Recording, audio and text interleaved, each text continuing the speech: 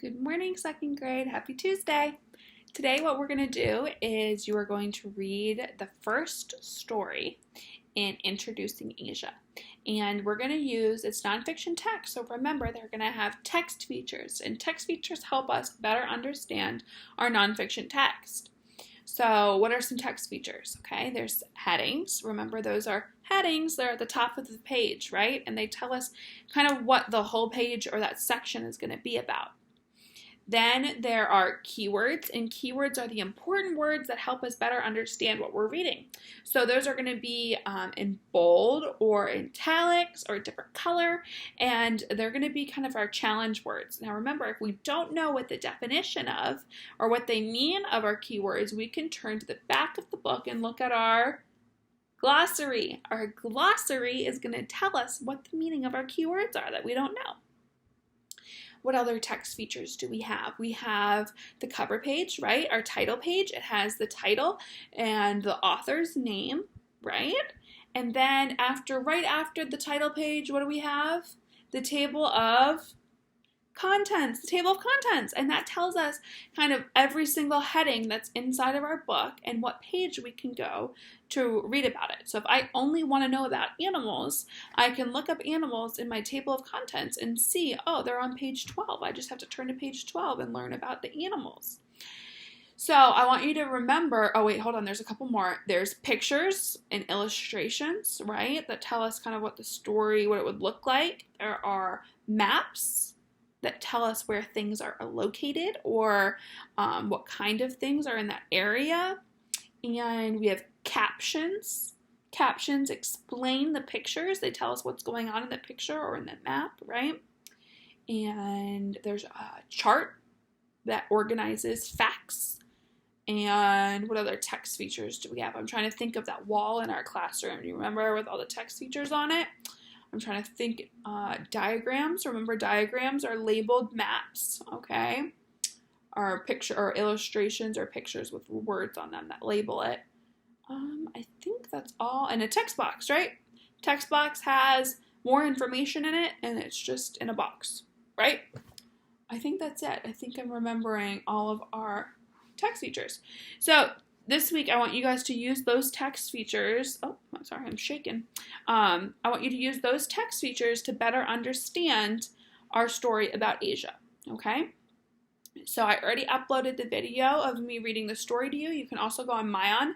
There's a project called Week 5 e-learning on Myon, and it just has the book Introducing Asia in it, and then it also has a graphic organizer where you put Asia in the middle. And then there's little bubble boxes that you can put facts that you learned about it around Asia in the middle. Okay? I think that's it for today. Oh, so that's just what you're reading. Then I want you to do your assignment called About Asia, and there are 5 questions that you need to answer, okay? So make sure you answer all 5 of those questions. You can always copy them and then paste them into the comment bar and then answer your questions right after, okay? You can type right into it. Then your discussion today is I want you to tell me who your favorite Disney character is and why, okay? I think my favorite Disney character is Belle because I like all the songs in Beauty and the Beast, and I also like that she's always reading. She always wants to learn more, right? Kind of reminds me of some of you in my classroom. You guys always want to learn more, right? All right, so that is what you guys are doing today. I am going to finish Charlotte's Web. And then all of us are actually going to start a different chapter book tomorrow. We are no longer going to read the Magic Treehouse books because I think I want to save those for when we are in class together. All right, here we go. A warm wind. And so Wilbur came home to his beloved manure pile in the barn cellar. It was a strange homecoming. Around his neck he wore a medal of honor, and in his mouth he held a sack of spider eggs. There is no place like home, Wilbur thought, as he placed Charlotte's 514 unborn children carefully in a safe corner. The barn smelled good. His friends, the sheep and the geese, were glad to see him back. The geese gave him a noisy welcome. Congratulations, they cried. Nice work. Mr. Zuckerman took the medal from Wilbur's neck and hung it on a nail over the pig pen where visitors could examine it. Wilbur himself could look at it whenever he wanted to. In the days that followed, he was very happy. He grew to a great size. He no longer worried about being killed, for he knew that Mr. Zuckerman would keep him for as long as he lived. Wilbur thought of Charlotte. A few strands of her old web still hung in the doorway. Every day Wilbur would stand and look at the torn, empty web, and a lump would come to his throat. No one had ever had such a friend, so affectionate, so loyal, and so skillful.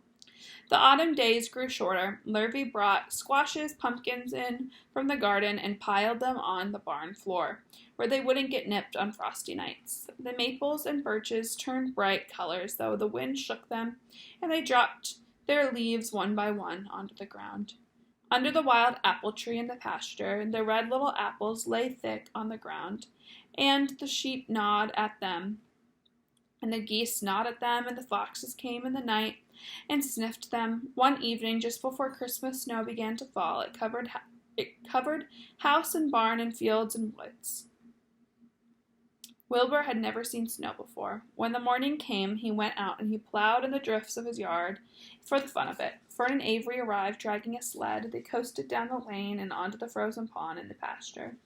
"Coasting is the most fun there is," said Avery. "The most fun there is," retorted Fern, "is when the Ferris wheel stops, and Henry and I are at the top car, and Henry makes it swing, and we can see everything for miles and miles and miles."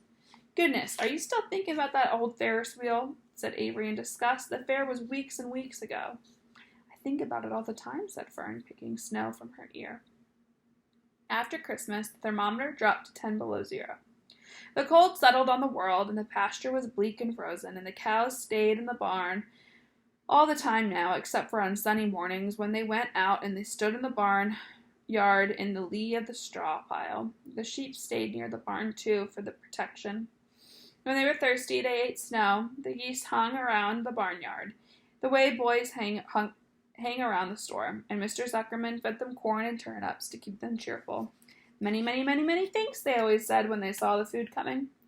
Templeton moved indoors when winter came. His ratty home under the pig trough was too chilly, so he fixed himself a cozy nest in the barn, behind the grain bins. He lined it with bits of dirty newspaper and rags, and whenever he found a trinket or keepsake, he carried it home and stored it there. He continued to visit Wilbur 3 times a day, exactly at mealtime, and Wilbur kept his promise he had made.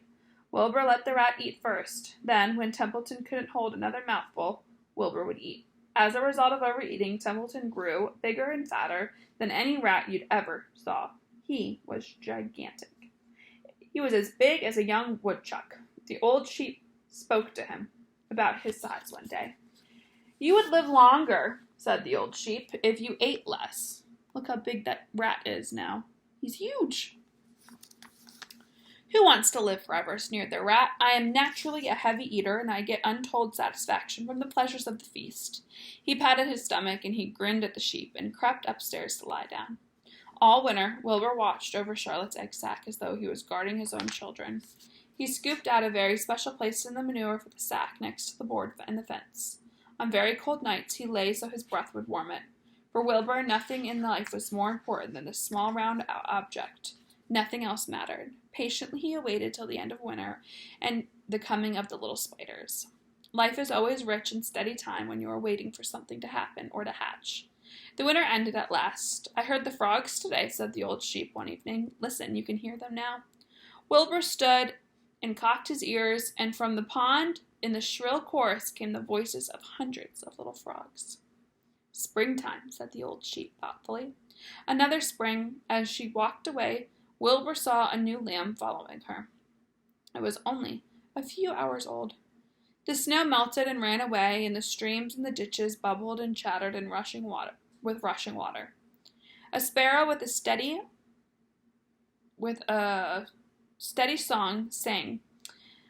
The light-hearted strengthened, and the mornings came sooner. Almost every morning there was another new lamb in the sheepfold. The goose was sitting on 9 eggs, and the sky seemed wider and warmer in the wind blew.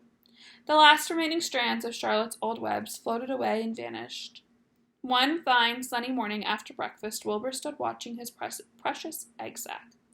He wasn't thinking of much of anything. As he stood there, he noticed something move, and he stepped closer, and he stared. A tiny spider crawled from the sack. It was no bigger than a grain of sand, no bigger than the head of a pin. Its body was gray with a black stripe underneath. Its legs were gray and tan. It looked just like Charlotte. Wilbur trembled all over when he saw it. The little spider waved at him, and then Wilbur looked more closely. 2 more little spiders crawled out and waved. They climbed round and round on the sack, exploring their new world. Then 3 more little spiders, then 8, then 10. Charlotte's children were here at last. Wilbur's heart pounded, and he began to squeal, and he raced in circles, kicking manure in the air, and then he turned and did a backflip. He planted his front feet, and he came to a stop in front of Charlotte's children. "Hello there," he said, and the first spider said hello, but its voice was so small, Wilbur couldn't hear it. "I'm an old friend of your mother's," said Wilbur. "I'm glad to see you. Are you all right? Is everything all right?" The little spiders waved their 4 legs at him. Wilbur could see by the way they acted they were glad to see him. "Is there anything I can get you? Is there anything you need?" And the young spiders just waved. For several days and several nights they crawled here and there and up and down and around and about, waving at Wilbur, trailing tiny drag lines behind them and exploring their new home. There were dozens and dozens of them. Wilbur couldn't count them, but he knew that he had a great many new friends. They grew quite rapidly. Soon each one was as big as a blueberry. They made tiny webs near the sack. Then came a quiet morning when Mr. Zuckerman opened the door on the north side. A warm draft of rising air blew softly through the barn cellar. The air smelled of damp earth and spruce woods and sweet springtime. The baby spiders felt the warm updraft. One spider climbed to the top of the fence. Then it did something that came to a great surprise to Wilbur. The spider stood on its head, pointed its spinnerets in the air, and let a loose cloud of fine silk. The silk formed a balloon. As Wilbur watched, the spider let go of the fence and rose into the air. "Goodbye," it said as it sailed through the door away. "Wait a minute," screamed Wilbur. "Where do you think you're going?" But the spider was already out of sight. Then another baby spider crawled to the top of the fence, stood on its head, made a balloon, and sailed away. Then another, and then another. The air was soon filled with tiny balloons, each balloon carrying a spider. Wilbur was frantic. Charlotte's babies were disappearing at a great rate. There they all go. "Come back, children," he cried. "Goodbye," they called. "Goodbye, goodbye."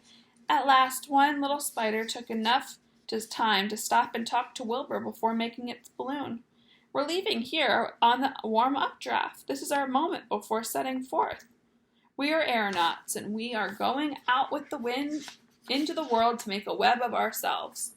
"But where?" asked Wilbur. "Wherever the wind takes us. High, low, near, far, east, west, north, south. We take the breeze and we go as we please." "Are you all going?" asked Wilbur. "You can't all go. I would be left alone with no friends. Your mother wouldn't want that to happen, I'm sure of it."